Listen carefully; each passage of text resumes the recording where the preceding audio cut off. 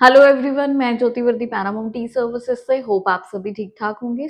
आज का टॉपिक बहुत ज्यादा कंसर्न है उन लोगों के लिए, जैसे कि आप लोगों को पता है कि जब हम एप्लीकेशंस लगाते हैं तो कुछ के अप्रूवल्स आते हैं, कुछ के रिफ्यूजल्स आते हैं। ये सबके साथ होता है। कोई कंसल्टेंट ऐसा नहीं है, कोई एजेंट ऐसा नहीं है, या कोई एम्बेसी ऐसी नहीं है कि जो एक टाइम पे सबको अप्रूवल ही देती है।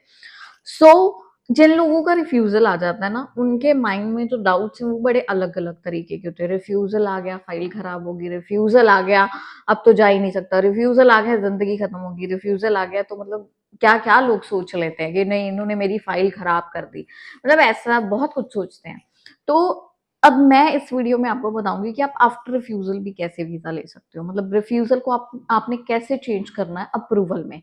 पूरी वीडियो जरूर देखना, इसमें मैं आपको सारे डाउट्स क्लियर करूंगी। अगर आप फर्स्ट टाइम मेरे पेज पे विजिट कर रहे हो तो इस पेज को आप सब्सक्राइब कर लीजिए, और इसके साथ ही मेरा इंस्टा और फेसबुक पे भी पेज है, उसको भी जाके फॉलो कर लीजिए अपनी न्यू अपडेट्स के लिए। अगर बात करें आज के टाइम पे कि रिफ्यूजल को अप्रूवल में कैसे बदला जा सकता है। देखो, अगर आपने एप्लीकेशन लगाया, आपको पता है कि आपने अपने जितने डॉक्यूमेंट्स हैं वो जेन्युइन लगाए हैं, वो बिल्कुल एक्यूरेट एक नंबर पे हैं, कुछ भी गलत नहीं गया। क्योंकि पहले क्या होता था ना, कोविड के पहले एप्लीकेशन ऑफलाइन भी जाती होती थी, ऑनलाइन तो जाती थी, ऑफलाइन भी जाती थी। उस टाइम पे क्या होता था, एक ट्रांसपेरेंट प्रोसेस ऑटोमेटिकली बन जाता था कि जब हमने एप्लीकेंट को फाइल तैयार करके देनी तो वो डॉक्यूमेंट भी चेक कर लेता था, फाइल भी एक बार रिव्यू कर लेता था, पढ़ भी लेता था, उसको समझ आता था कि इन्होंने कुछ गलत नहीं लगाया।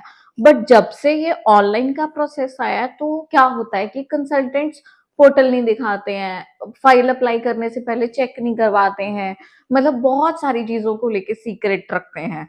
तो जिससे क्या होता है, क्लाइंट को बहुत ज्यादा डाउट होता है। बट जो आपको आपकी एप्लीकेशंस चेक करवा रहे हैं, आपकी एप्लीकेशंस रिव्यू करवा रहे हैं, वो आपके साथ फ्रॉड नहीं कर रहे हैं। क्योंकि फ्रॉड करना हो तो वो भी बोल सकते हैं नहीं, हम ये नहीं कर सकते, ये पॉलिसी में नहीं है, ये ऐसा नहीं है, वैसा नहीं है, सो ऑन बहाने।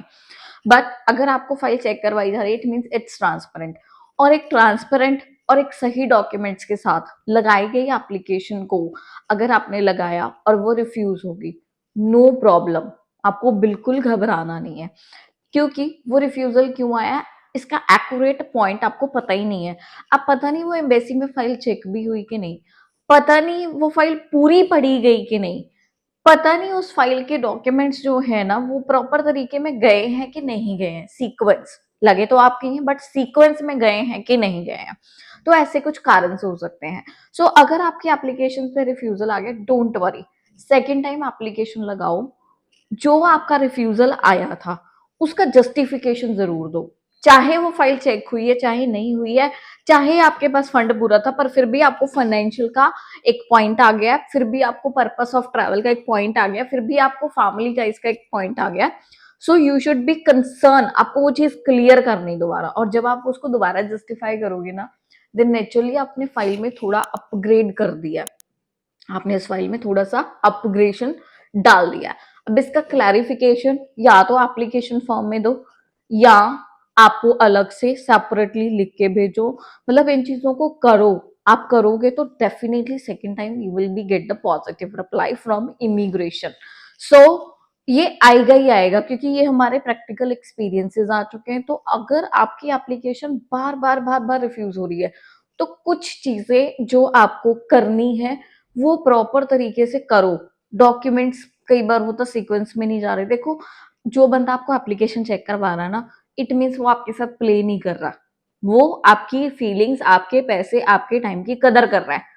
जो बंदा आपको ये नहीं दिखा सकता आपके पोर्टल पे क्या चल रहा है, रिव्यू में है, फाइल अंडर प्रोसेस में है, या रिफ्यूज आई है, रिफ्यूजल आई है तो मुझे पोर्टल से चेक करवाओ, वो बंदे आपके साथ चीट कर रहे हैं। तो ये चीज आपको एक माइंड में लेके चलनी है। इसमें मैं किसी कंसल्टेंट से मेरा कोई लेना देना नहीं है, वो अपना बिजनेस कर रहे हैं, मैं अपना कर रही हूँ। मेरा सिर्फ कंसर्न ये है कि हम जो भी काम करें उसको ट्रांसपेरेंसी के साथ करें। क्योंकि देखो, आपको भी पता है कि लोगों को बाहर जाने का क्रेज है, बाहर जाके कुछ करने का क्रेज है, कईयों को पढ़ने का क्रेज है, कईयों को सेटलमेंट का। तो अगर आपने स्टेप आउट लेना ही है तो एक अच्छा स्टेप आउट क्यों नहीं, एक अच्छे कंसल्टेंट से एप्लीकेशन क्यों नहीं। आपको एक प्रॉपर तरीके से एप्लीकेशन लगानी, जो ये फायदा करते हैं हमारे पास आओ वीजा लेके जाओ, वो गलत है। उन चीजों से बचो। पैसे वीजा के बाद दो, बचो उनसे।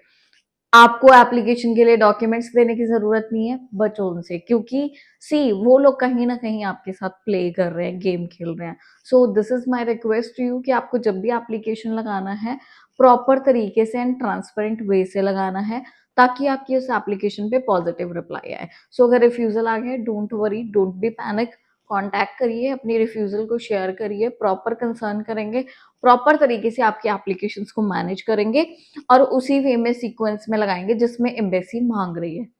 सो प्रॉपर तरीके से एप्लीकेशन लगा के आपको होपफुली गुड रिजल्ट के साथ हम आपको रिजल्ट देंगे। सो अगर वीडियो आपको अच्छी लगती है तो उसको मोर ओवर आप लोग फॉरवर्ड करना, सपोर्ट करना, ताकि आपकी सपोर्ट से मैं आगे-आगे आपके लिए टॉपिक्स लेके आती रहूँ। Thank you.